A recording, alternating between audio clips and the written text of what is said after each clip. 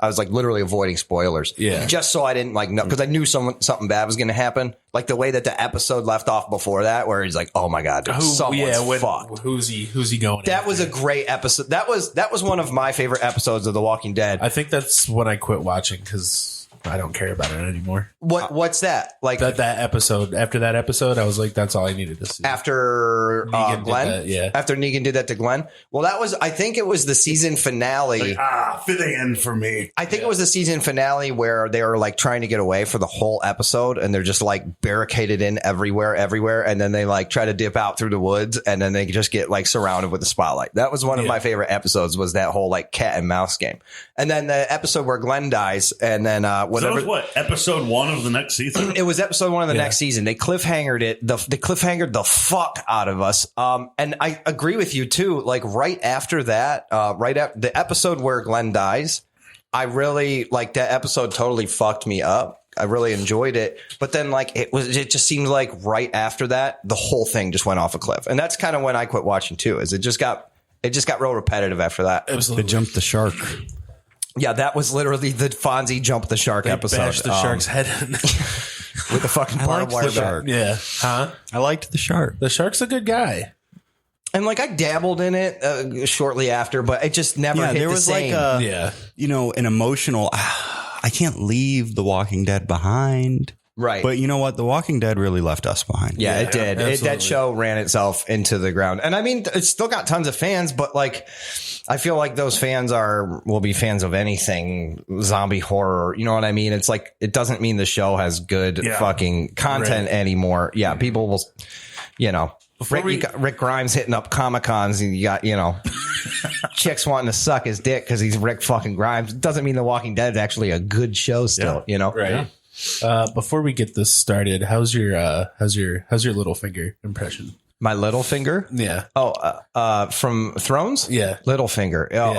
Peter Baelish. Yeah. I am Peter Baelish, Lord of Westeros. Come to my brothel. Sansa. Sansa, I loved you. I love you like I love your mother. come to my brothel. Weird. You can't go. Wait, who's that one? You can't go.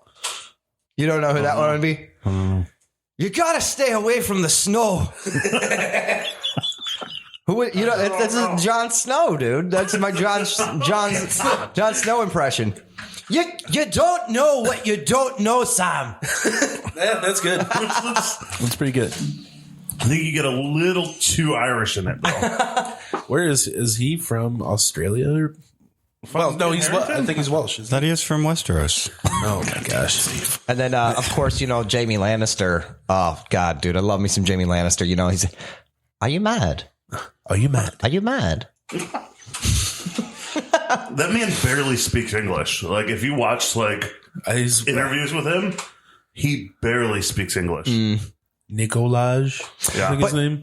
But going back to that, though, I mean, I'm on record as saying Ned Stark should have made it. Ned Stark should have went to the Elite Eight. So I mean, I can't. I felt defeat in that by Herschel winning, but you know, again, it was a 3-1 vote. Yeah. Are you changing your vote? If I do, I mean, we end up with a tie. I mean, I don't think there's no. What do we do? We don't have anything planned for a tiebreaker, right? No. We go out back and fight about it? We'll just go out back. We just go with what we've got. A coin flip. Ooh. Hold on. Can we go back in time? Call it in the air. We can change. I mean, hold on. Are we going to allow this? The coin has. I feel like the decision was made. What? Now, where are you from? But yeah, it's because you're a big Herschel guy. God damn it! I want Ned Stark. Kit Harington's from London, by the way. There you go. Is he Australian, dude? Do you want? I can flip the coin. Wait a sec. Here's what you need to consider. If you let Ned Stark back in the running and then he wins his coin flip and breaks through that gate back in the Elite Eight, you got to think you're opening in a fucking shit show here because now he's going to powerhouse some fucking shit, right? I mean, I still don't think that he can hold up to Dr. Jason Seaver. I don't know. He's got better hair. I mean, that's all there is. Dr. Jason Seaver does? I don't see it, dude. I don't see it. Okay. Do you want me to coin the flip? Do you want me to flip the coin? Well, we know that it didn't work out well for Ned Stark in the show, so it probably won't work out well here either. I think his fate. Who won it? Tails? The head tails just rolled. The heads. That's heads. Wait, so what's tails? I don't know. You get it. Oh, we didn't call it? I think we leave it. I think we leave it. All right. It's a tie, but what is dead may never die. That's right. Okay. What is dead may never die. You're right. I'm cool with that because then for me, you're leaving Herschel in here, right? You've got Jason Seaver going against Herschel in this bottom half of the bracket, and then you've got Carl Winslow going up against Hank Hill. I mean, you leave Ned Stark out of it. You're just opening the door for Carl Winslow to go all the way, dude. In my book. We know how much we love Ned Stark. He's winning his pickup game of basketball. He went out early in the show. He went out early in the books. He went out early in the bracket. Yeah, I don't think I know you numbered these. However you numbered them, I'm not sure how you did it. I just kind of threw numbers on him. But to me personally, Ned Stark losing to Herschel is like a 16 seed losing, or is like a number 1 seed losing to a 16 seed. Pretty much, it's like the worst it's like the worst basketball team in college beating the one that was projected to win the championship. So That's it's like how I feel Michigan about beating Ohio State. Got it. Yeah, I guess something like that. Yeah, I guess that's a way you could look at it. Yeah. It's like the Browns beating the Patriots. Yeah, which we did that a couple years ago, about 10 years ago. So let's just get this underway. First round. Alan Matthews, picked by That's me. Mr. I did it. Bobbert, I picked that. up against Red Foreman, picked by me. Dumbass. Did I Make get it your right? point. Did I get it right? Is that one good? Okay, sorry. My impressions aren't that good. I'm sorry. I'm going to stop. It's okay. Just keep going. Have you ever seen RoboCop? He's in that movie. Oh, yeah, he is. That's right. Yeah. You're right. Yeah. And he has one of my favorite lines. And he's like, bitches leave. It's just so good. I want to see if I can find that clip now. That's how I want to like almost just steal that audio. and use it on the Bitches podcast. leave. That's hilarious.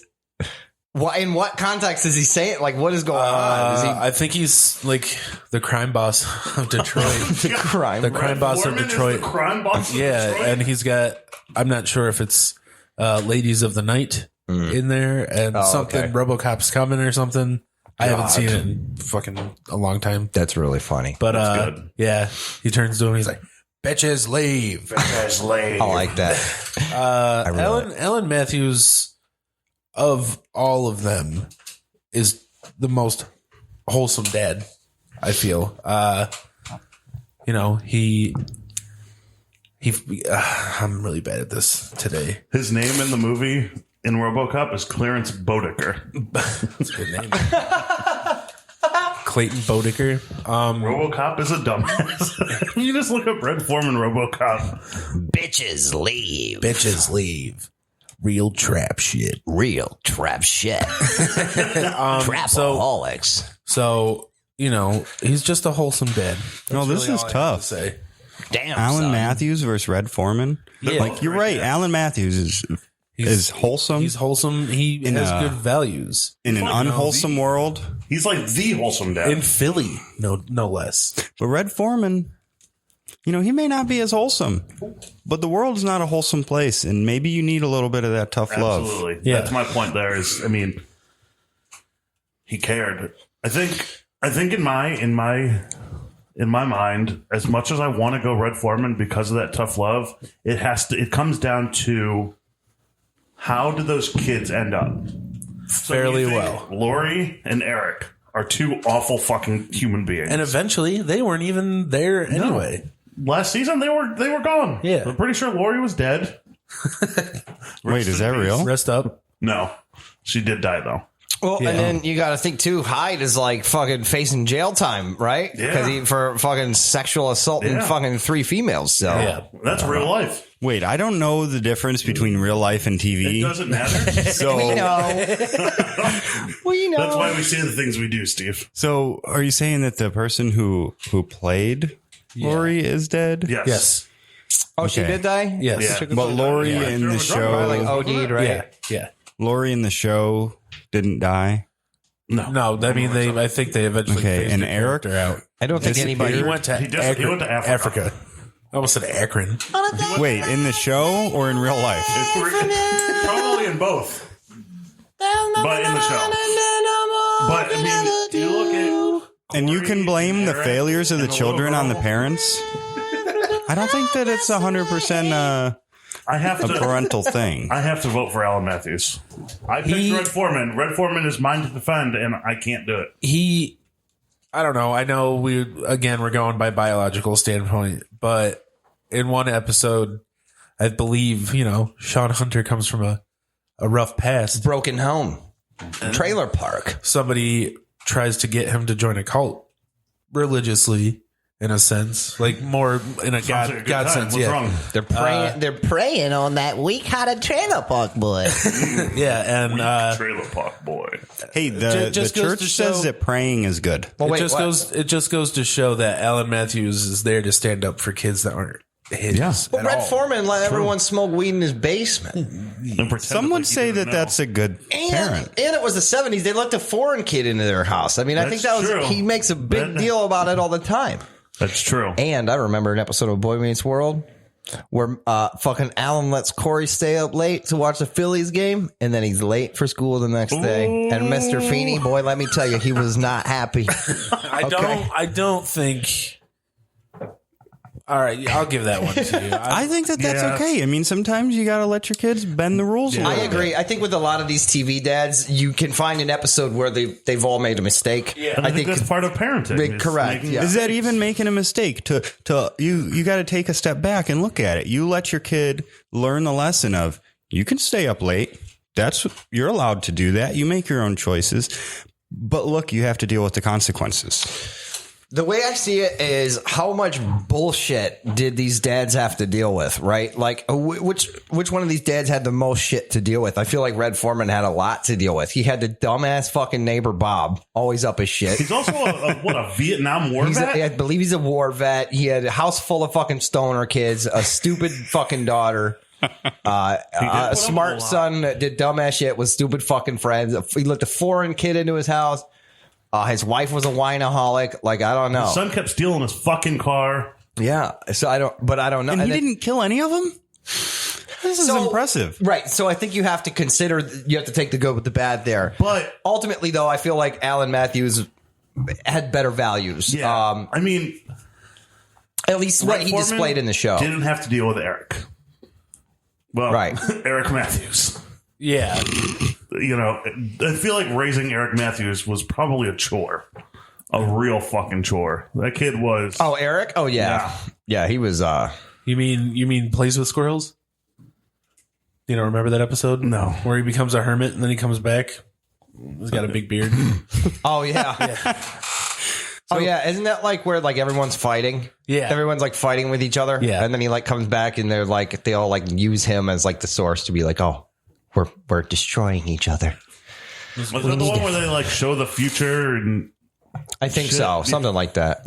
it's like the ghost of Christmas past and future and all this kind of shit? One of my favorite episodes of Boy Meets World is the Halloween episode where they get it's locked so into good. school. With That's so Jennifer good. Love Hewitt. God, dude, Jennifer Love Hewitt, dude. I literally just got chills when you fucking said that. She's so hot in that fucking. She's still hot, I looked at her like- Instagram the other day. She's still fucking hot, dude. Like, I was she like, just oh Very, my god, Very chef's kiss. oh, so much chef's kiss, Very chef's kiss. pristine, the pristine on I'm that. going Alan Matthews. That's my vote. I think I'll go Alan Matthews as well. That's 2 for AM. I think you got to keep in mind what is there, like a 20-year difference between these shows? You Correct. know, The 70s versus the 90s. I guess it is pretty obvious when Red Foreman existed in the TV world, that 70s show. And Boy Meets World, that's 90s, right? Yeah. So there are some differences, but the real question that I want to ask is, did the show ever, reveal Alan Matthews' drinking habits? I don't believe so. No. Now, do you think that that's because he doesn't drink, or do you think that's because he hides it from his family? I don't Because at least Red Foreman was honest about who he was. I don't, because I don't know. I feel like they do address alcohol in one episode. Yeah, that's what 'cause I'm trying to Corey find. I think Corey probably got drunk. Yeah. Crazy kids. Well, and I think they had booze in the house. I don't know. man. Oh, there's an okay, yeah. So there is an episode where Corey gets drunk. Yeah. I don't know if Alan gets drunk. Oh, yeah. Okay. Oh, so he gets drunk at a party and he acknowledges everyone at the party except Topanga, who's confused, right? Okay.